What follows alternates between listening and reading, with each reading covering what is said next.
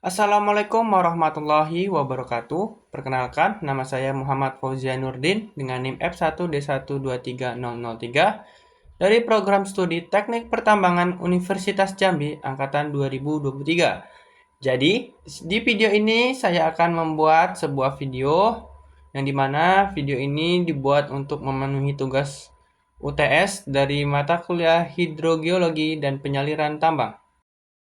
Nah, adapun sumber literatur yang saya gunakan, yang pertama, pengaruh morfologi lokal terhadap pembentukan nikel laterit. Yang kedua, geological characteristic dan morphology influence and laterite nickel deposit in Eastern Indonesia. Dan yang ketiga, yaitu fundamental of nickel laterite. Masuk ke bagian pendahuluan, yang pertama latar belakang. Nikel merupakan bahan tambang yang digunakan dalam kehidupan manusia sehari-hari, di mana nikel ini termasuk ke dalam jenis logam. Secara umum, nikel ini terdiri dari dua. Yang pertama yaitu nikel primer dan nikel laterit.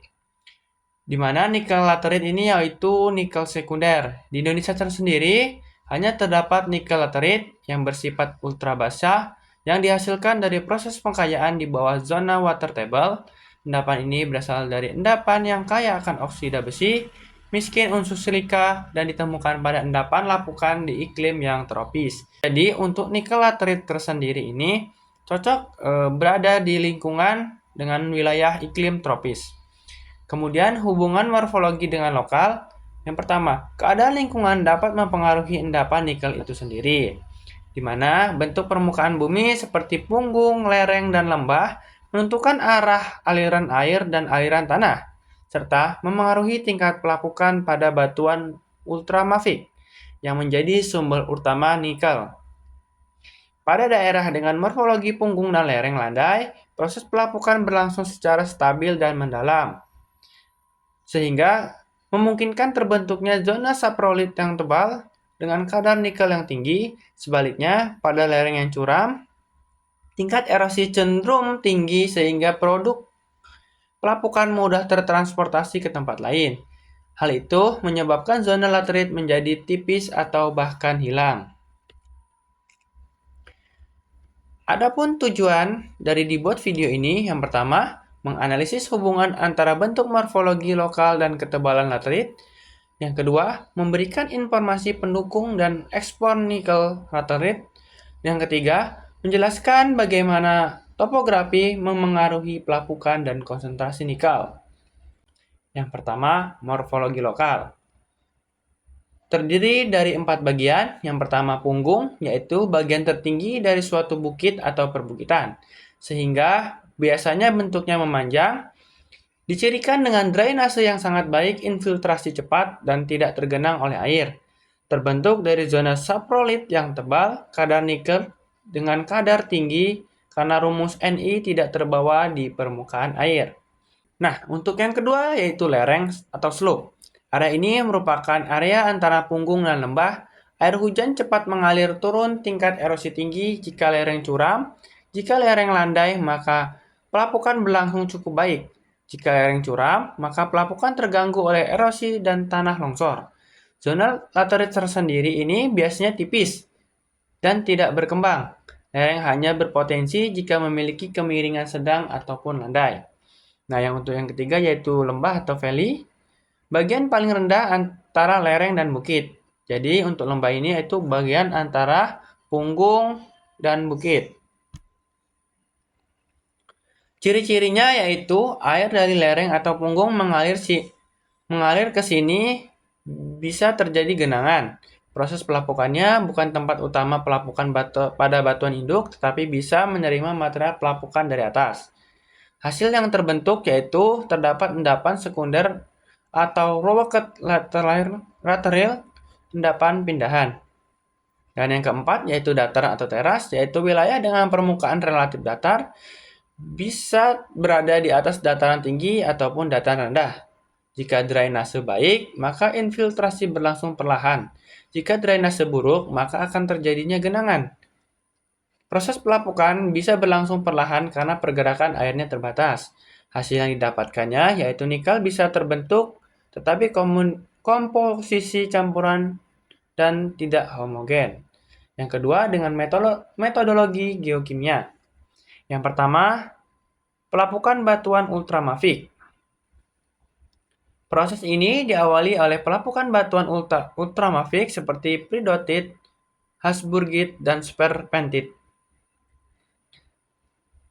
Pelapukan ini terjadi secara kimiawi oleh air, tanah yang bersifat asam maupun pH rendah, mineral kaya magnesium dan besi seperti olivin, piroksen, dan lain-lain. Terutama melepaskan ion-ion logam seperti Ni2, Fe2, Mg2, dan SiO2. Yang kedua yaitu tahap pelindian atau leaching. Air tanah bergerak dari bagian punggung dan lereng menuju lembah dan dataran. Terus, ion-ion logam termasuk nikel ikut terbawa dan terlarutkan di dalam air. Dan yang ketiga, ion Fe atau Al mudah mengendap sebagai oksida, sedangkan Ni atau nikel tetap larut lebih lama dan berpindah ke tempat yang lebih rendah. Yang ketiga yaitu prosesnya remobilisasi dan resipitasi. Di bawah zona lembahan atau dataran, kondisi redox pH berubah. Misalnya lebih reduktif atau netral. Ion-ion nikel yang terbawa ini mulai menguap, kemudian jika kontak dengan mineral lempung seperti Fe oksida atau silika akan membentuk gramenit, Ni silika atau goethit terikat nikel. Yang keempat terbentuk pada dua zona, yaitu zona limonit dan zinosaprolit, di mana zona limonit ini atau yang berada di atas kaya akan Fe mengandung Ne dengan Fe oksida. Kemudian pada zona saprolit atau pada bagian bawah, kaya akan magnesium, Si, Ni terikat dalam silika. Geologi yang kedua yaitu hidrogeologi, di mana hidrogeologi adalah ilmu yang mempelajari pergerakan dan pendistribusian air tanah ke dalam tanah dan batuan. Di mana hubungannya antara air dengan pelapukan yaitu air tanah menjadi media utama sebagai proses pelapukan kimia batuan ultramafik. Proses ini terjadi ketika air menyusup ke dalam rekahan batuan mempercepat komposisi mineral pembawa nikel seperti olivin dan serpentin. Pola air tanah dipengaruhi oleh morfologi, di mana topografi tinggi atau punggung, air masuk dan mengalir ke bawah. Pada lereng, jalur air utama air tanah. Lembah dan dataran, zona discharge tempat air keluar memungkinkan respirasi ion logam. Morfologi lokal menentukan arah volume dan kedalaman aliran air. Pengaruh karakteristik tanah yaitu jika pH air tanah meningkat, maka asam. Kedua, kondisi redox atau EH mempengaruhi apakah logam tetap larut atau mulai mengendap.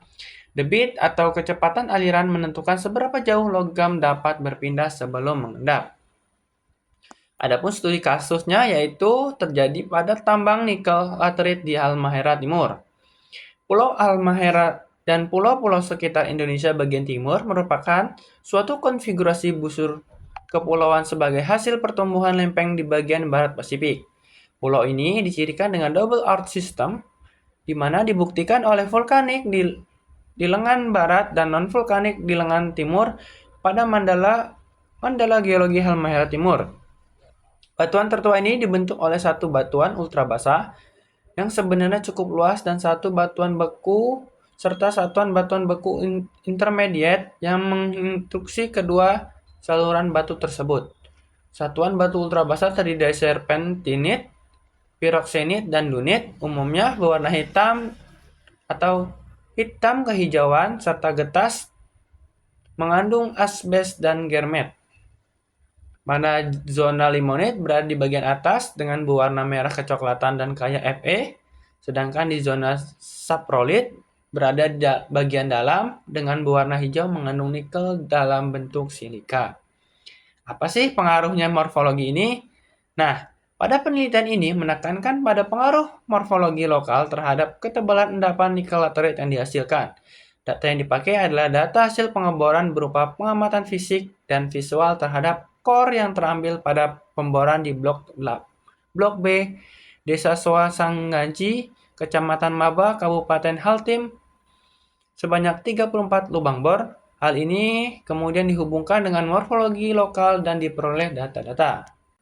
Adapun saran dalam ini yaitu Lakukan pemetaan geomorfologi sebelum melakukan eksplorasi nikel. Kedua, fokuskan studi lanjutan pada zona lembah dan dataran. Yang ketiga, kombinasikan data geologi, topografi, dan air tanah. Cukup sekian video yang dapat saya sampaikan. Kurang dan lebihnya mohon maaf. Akhir kala, wassalamualaikum warahmatullahi wabarakatuh.